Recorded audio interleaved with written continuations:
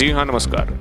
आपका जनहित न्यूज़ पर हार्दिक स्वागत है। भले ही सोनाली फोगाट का देहांत हो चुका हो, लेकिन उनके वोट बैंक पर सभी पार्टियों की नज़र है। सोनाली फोगाट के मरने से ठीक पहले कुलदीप बिश्नोई कांग्रेस छोड़कर भारतीय जनता पार्टी में शामिल हुए थे और सोनाली फोगाट ने निरंतर कुलदीप बिश्नोई को कोसा भी था और खुला चैलेंज भी दिया था। मजबूरन कुलदीप बिश्नोई सोनाली फोगाट के फार्म हाउस पर मिलने के लिए व मनाने के लिए वहां पर पहुंचे भी थे। कई घंटे तक आपस में बातचीत भी हुई और आगे की रणनीति भी तय की थी, लेकिन सोनाली फोगाट का उसके 2 दिन के उपरांत देहांत हो गया। अब समस्त पार्टियां चाहती है कि सोनाली फोगाट का जो वोट बैंक था वो अपनी तरफ आए।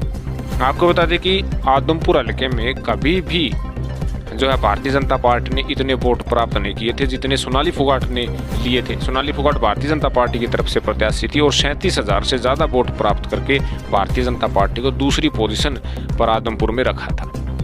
चूँकि कुलदीप बिश्नोई भाजपा में आ चुके हैं, तो कुलदीप बिश्नोई चाहते हैं कि सोनाली फोगाट का वोट बैंक भी उन्हें आए ताकि विपक्षी पार्टियों को हरा सके। विपक्षी पार्टी चाह रही है कि सोनाली फोगाट के वोट बैंक पर उनका भी असर हो।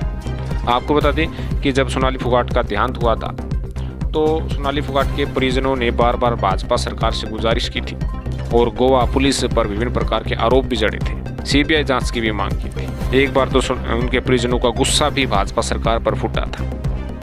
कहीं ना कहीं अब सीबीआई जांच होनी है। अभी सही तरह से पत्ते सोनाली केस पर नहीं खुले हैं, लेकिन आदमपुर का उपचुनाव जिस प्रकार से सरगर्मी से बढ़ रहा है, कहीं ना कहीं सोनाली फोगाट के वोट बैंक को अपनी तरफ लुभाने की कोशिश समस्त पार्टियां कर रही हैं। आम आदमी पार्टी की तरफ से दिल्ली के मुख्यमंत्री और पंजाब के मुख्यमंत्री भी पहुंचे थे, जिसमें अरविंद केजरीवाल और भगवत मान उपस्थित थे और इसके साथ साथ दीपेंद्र सिंह हुड्डा व कांग्रेस के भी नेता थे, अभय सिंह चौटाला भी पहुंचे थे व अन्य पार्टियों के नेतागण भी आए थे। कहीं ना कहीं भारतीय जनता पार्टी भी जो है सोनाली फोगाट के अपने वोट को निजी वोट मान रही है और कह रही है कि भाजपा का प्रत्याशी जब इस उपचुनाव में खड़ा होगा तो सोनाली का जो का त्यो वोट बैंक भाजपा को स्थानांतरित हो जाएगा।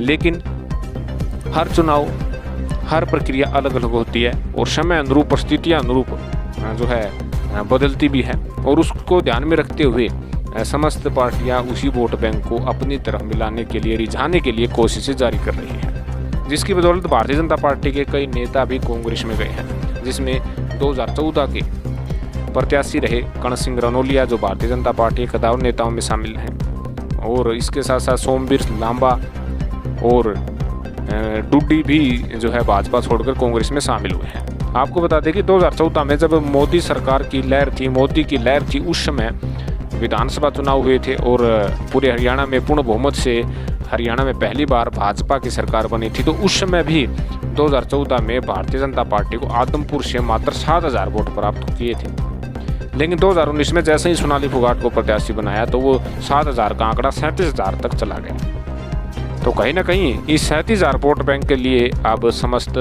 राजनीतिक पार्टियां अब आदमपुर में उपस्थित रहेंगे, गांव-गांव वह विभिन्न प्रकार से अपना दौरा करेंगे। आपका इस विषय में क्या कहना है? कमेंट करें, चैनल को सब्सक्राइब करें। धन्यवाद।